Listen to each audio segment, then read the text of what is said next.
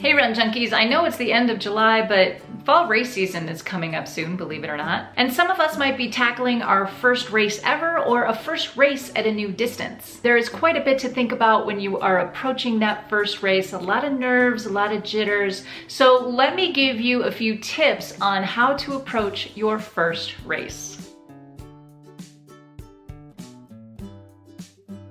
Maybe you've been training for a while now, maybe your race is just a few weeks away, or you still have a couple of months, but it's great to think about what's realistic in terms of your goals. Now is the time to make a race day goal. And by that, I mean 3 goals. So what does that mean? Why do we need 3 goals? Well, the first one is obvious. It's the goal that you want to accomplish if all things are ideal, situations, conditions, circumstances, everything goes right on race day. That's our A goal. That's what we want to get out of a race, ideally speaking.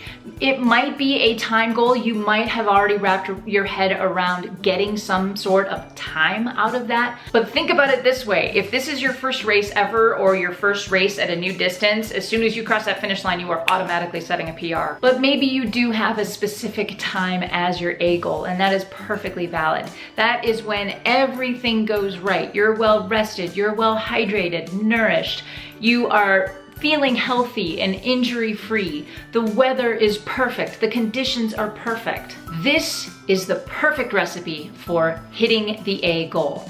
But what happens if the weather's warmer than we expected? This is the perfect time to set a B goal, when something just doesn't quite line up, but it's a time or some kind of achievement that you're gonna be happy with even if you miss the mark on the A goal. It might be to negative split the race. It might be to consistently run without slowing to a walk. It could be some other goal that is not related to time, and that's perfectly okay. But then what happens if the wheels come completely off the cart? You can barely muster a good showing. This is a hard day. So then you set your C goal. Maybe that doesn't sound like much of a goal, of like much of an achievement, but when you are in the middle of a complete and total race meltdown, that's victory. Having something left to work toward at the end of that race might just be the thing that keeps you moving and not quit. So we've set our goals, now we need to make a plan. How are we going to run this race based on the goals that we've set for ourselves? Do you have a run-walk interval that you want to stick with? Is there a certain pace per mile you want to hit?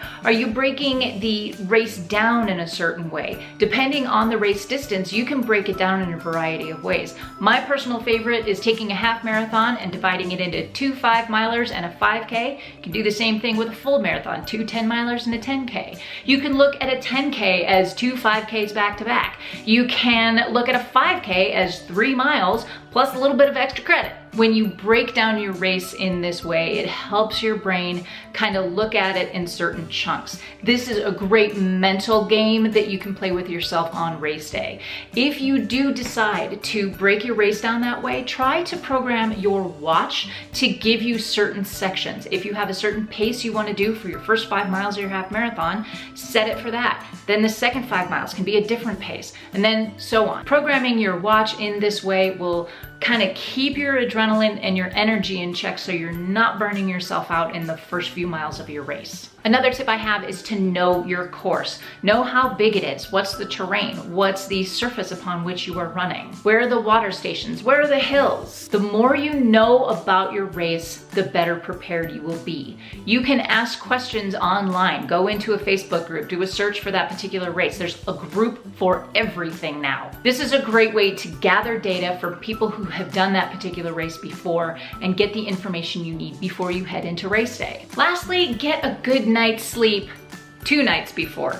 Let's face it, nerves and adrenaline and excitement are going to keep you up the night before race day, and you'll have to get up early, it's likely, for that morning race. If you go into your first race day with as much information and as much preparation as you can gather before you toe that start line, you will find yourself ready to go and relaxed to enjoy that first race experience.